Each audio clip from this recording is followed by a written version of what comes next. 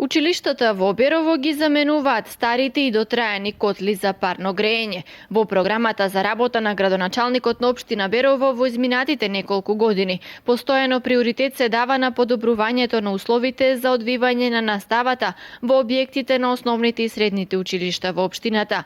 Токму преку ваквите приоритети, после промената на еден од котлите за парно грејење во централната зграда на основното општинско училиште Дедо Илјо Малешевски во Берово, училиштето набави и инсталираше нов котел за парно грејење и во подрачното училиште во село Будинарци. Новиот котел во Будинарци, кој го замени стариот дотраен, е со номинална топлинска јачина од 100 киловати. Истиот ги задоволува потребите за загревање на училишната зграда, заедно со уште еден котел со топлинска јачина од 80 киловати. За набавката и монтирањето на котелот, општината и училиштето потрошија околу 160.000 денари.